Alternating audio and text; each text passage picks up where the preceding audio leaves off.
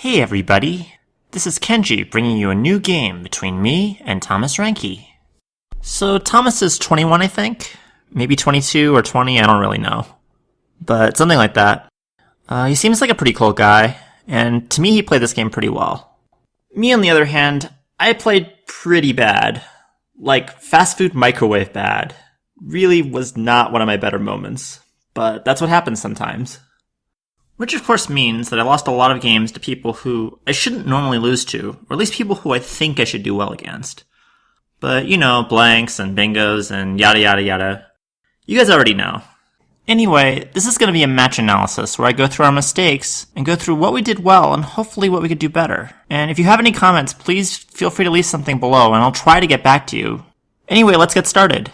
So Thomas is going first with a pretty bad rack, and he plays Waif. Now, Wave is fine. I think that the A or the I can go on the star. I on the star leaves more AW words and OW words, I guess, but yeah, I think either play looks good. So I have a few more choices. A, E, E, E, L, M, P. So I can play Plea or I can play Maple. And there's also May. I eliminate May pretty quickly. E, E, L, P is really not a very good leave, and really not a good leave on this board. Plea's upside is that it shows you a lot of points, either at row 6 or at row 9, but it also leaves a lot of options for your opponent. Maple is a more interesting play, as it's very possible that Thomas was keeping a re-parallel setup, keeping the H, V, or even the J in hopes of me making a play using AW or OW. So the next turn you can use the triple letter and, well, score a lot of points. And of course you can always draw those tiles too. Despite that I do like Maple. It scores 8 more, and it's just a lot more conducive to bingos and such. And while Thomas is a good player, I do think he's a bit standard. And thus he's just way more likely to be holding 3 vowels, or AIT, or something like that, and a lot less likely to be holding the V, the J, or maybe the H.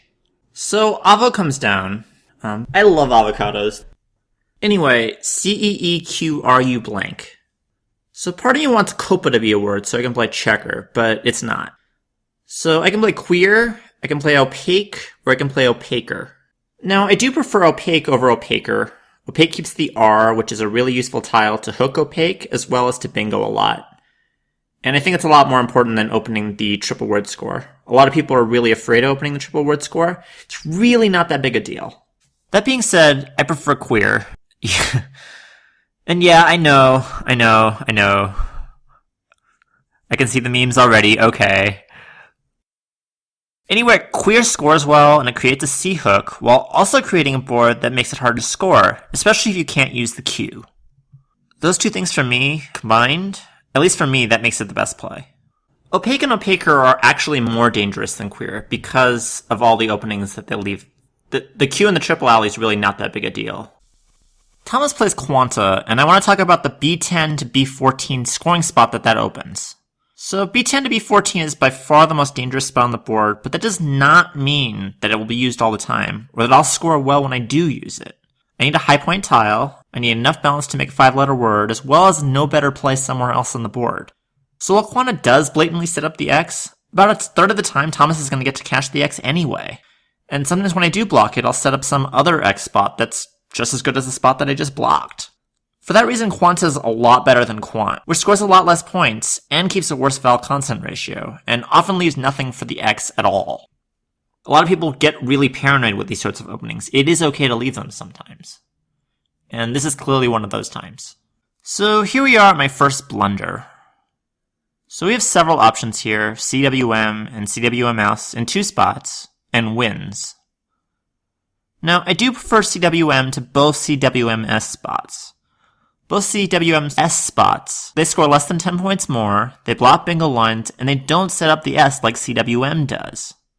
Nevertheless, I actually prefer wins here. So my thinking at the time was that CWM would lead to a lot of bingos and a lot of 30-point plays using H1 triple, followed by a bingo next turn, and that would outrun the B10 spot that I opened. Or that he opened. But in reality, sometimes I never get a good option. And wins not only blocks that spot, but it also keeps CM, which can also score in quite a few spots on this board. In addition, wins leads to more complicated positions, which is actually a really important concept in high-level play. If you want to win games, you have to create positions where mistakes frequently occur, which means fewer bingo chances, and fewer scoring spots, and more positions that emphasize spatial dynamics, fishing, setups, and other high-level skills. So yeah, anyway, I think I messed this up, and I really should have played wins, but anyway, I played CWM. Thomas plays Axe, and I think he sort of autopiloted this one. Hexad is, to me, clearly better. It scores 9 more, and it keeps a better leave, while it also sets him an E-hook that, while he doesn't have, I never have. And he's playing 5 while I'm only playing 3. So, I don't know what's going on in his head, maybe he has his own reasons, but I actually prefer Hexad here. So, I play Jins. Thomas plays Beheld. Now, at this point, I have several options. I have Dodgy, Dogi with or without the E, Geodesy, Hoi, and Hedgie. Most of these options here actually accomplish pretty much the same thing. They score around 20 points, and they preserve good, but not great bingo prospects. And positionally, they're pretty much the same. I ended up playing Hedgie. Seemed good. I'd be cool with Dodgy or Hoi too. They're all just really similar options, and it's just really whatever you feel like at the time, I think. Thomas also has a rack with several options, but these options are all pretty different. And for me, these are the racks that I put the most thought into. To me, these are the kinds of racks that separate good players from, like, Scrabble Master level. So there are several options: Odur, Taloi, Outrow, Unroot, Hour, and Louis. Now, while Louis does keep the best leave, this isn't really a very good board for bingos, so keeping a decent bingo leave really doesn't matter. Especially when leaving open that L for the triple word. And while Taloi does score more than any other option, Oryu is just simply not a very good leave. And you're opening yet another bingo line for your opponent. Odur is a good play with a decent bingo leave while blocking the board, and it's probably what I'd do in a real game. But let me talk about Unroot, which I think is a pretty cool option. So Unroot does keep an S-hook at the double word score, or rather it leaves it for your opponent, which for many players makes it a non-starter. But here it's actually not that big a deal. First, you're blocking the 2 best bingo lanes on the board, while beginning to exhaust the top right quadrant. You're keeping a decent bingo leave, as the L is a pretty good tile on this board, while creating a board that's more conducive to maintaining your lead. While Odur is the best conventional play, I definitely think Unroot is, while unconventional, is a pretty solid idea. Anyway, Thomas plays Hour, which I don't like very much. But, I understand.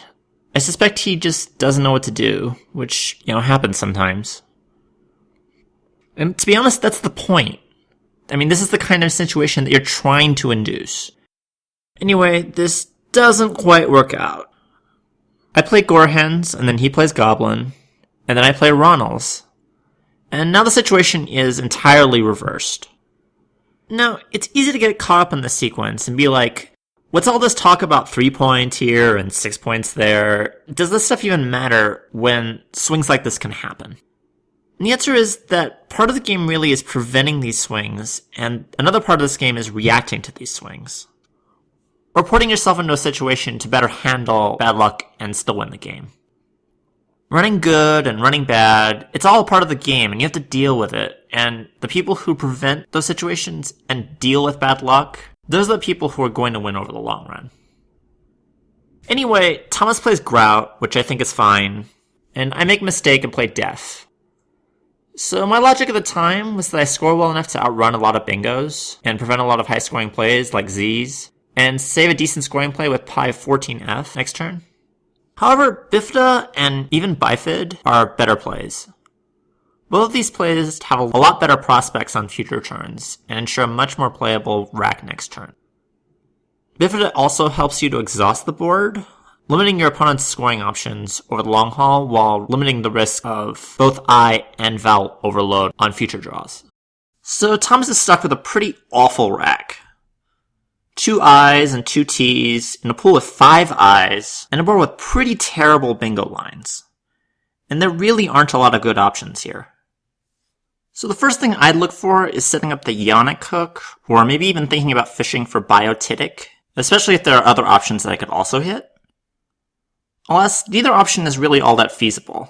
And so you're left with really, I guess, 4 options here. Noritic, Otitic, Yeti, and Tidy. So the main theme of this position, I think, is to avoid board exhaustion. You know your opponent is going to block the board, so you want to make it as difficult for them as possible. So Noritic is kind of okay because it stays away from the center right, which is where most of the open space is. But Yeti and Otitic, both of those start to exhaust the right side, and both allow me to block space and bingo lines. For the same reason I prefer Tidy, keeps a decent leave, and retains that space while opening yet another weak bingo line. So I have 6 fouls. Obviously a terrible rack, but I do need to block here.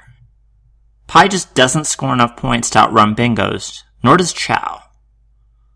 So I decided to play Pia. It blocks lots of bingo lines, and I'm hoping to block row 2. At this point I'm somewhat committed to blocking. It's going to be really hard to outscore here with such a weak leave. Thomas is behind by 66, and he needs to score and bingo. At this point there's no way for him to know that my leave is so bad, so he needs to think about scoring points. So there's 3 options, Curvy, Uke, and Cuke. So Uke suffers from the same problems as Otitic. It further exhausts the board, and bingo lines now are very scarce. Curvy does a good job on opening a bingo line, but it keeps EEK, which isn't that bad, but it doesn't really work on this board. Keys isn't going to be enough to win this game, and even if you draw the blank, it's going to be very hard to see how you can win. My preferred play is Cuke. If you want to win this game, you're going to need to create bingo lines, and you're going to need to draw the blank and or the S. And realistically, you'll probably have to draw both of them. While your opponent's sure to block the Cuke's hook, you do keep ITY for things like diversity or adversity, as well as divert your opponent from other bingo lines, so you can hit some other fishing play by fishing off the Y or the V next turn. So I'm leading again. I have a pretty Val-heavy rack, although luckily I did pick up the Z. So during the pre-end game when you have a lead, the first thing you want to do is you want to find your opponent's threats. So there's bingo to the Y, sedately and steadily. Actually there's tideways. But yeah, I'm not going to win against that rack anyways. There's also columns L and O. So Nakedest is the biggest threat. But there's Beakiest and Beatiest and all sorts of other bingos too. The original plan was to draw a consonant, like the T or the D, and then to play in row 2, something like Aid or Iota, to take all that stuff out, but since I didn't draw one, I can't really do that. So there's 4 tiles in the bag, and one really important factor is endgame timing. Ideally, I'd like to empty the bag if I block so I don't give him an opportunity to fish, or I can make a Z setup and leave 1 in the bag so I can choose between blocking any potential bingos or cashing the Z next turn. So the choices that I saw were buys, oil, and I'd. So buys scores enough points to outscore most, but not all bingos, after I play using the Z next turn, allowing me to score twice. Leaving 1 tile in the bag is fine if I want to try to outrun bingos. It's just not okay if I want to block, but there's really no good blocking play here. The problem with buys is that it allows a bingo after a fishing play. And bingos result in extremely tight scores, since an opponent's bingo is fairly likely here. Oil and I'd both set up Zoea, which will usually score enough points to outrun bingos. I'd has ideal endgame timing, but sets up a bingo line on row 15, resulting in scenarios such as Kef blocking Zoe next turn, and leaving him 2 bingo lines to bingo out and win the game. Oil doesn't open a bingo line, but it does seed endgame timing, allowing your opponent to block without emptying the bag, and giving you imperfect knowledge on your opponent's rack next turn, while also allowing your opponent to fish. Overall, I think I prefer I'd. I'd is definitely best if your opponent always bingos. Your opponent should actually play off 1 tile that blocks Zoea, and try to hit a bingo that plays in 2 spots, and I'm not necessarily sure that Thomas would do that. Ultimately, I do think though that the risk does outweigh the risk of Oil's endgame timing, or of getting outscored by buys, and therefore I do prefer I'd. Thomas plays Keat. He really doesn't have any choice. He has to block Zoya, and he can't win this game. Even if he draws the blank, he's just not going to win. Maybe he plays Kef and then draws the blank, and then I just block deities, and he has nothing. So yeah, this game's over. But I do still want to talk about the endgame, because it is somewhat interesting. So I have AAIOSC blank, and I'm obviously going to win, but I also mess up the endgame. So I have to block Teid, and in doing so, his best alternate scoring spots are Dai and Bidet. So I played Diazo's fairly hastily, but there are actually two better plays, Sozin and Diazo. Sozin retains AA, which forms Ava after Dai, or AAK4 after Bidet. Meanwhile, Diazo keeps AS, which plays at either 15M or 12K. So thanks for watching, and hopefully I'll make more of these, and let me know if you liked it, disliked it, hated it. Just let me know what you think. Until next time.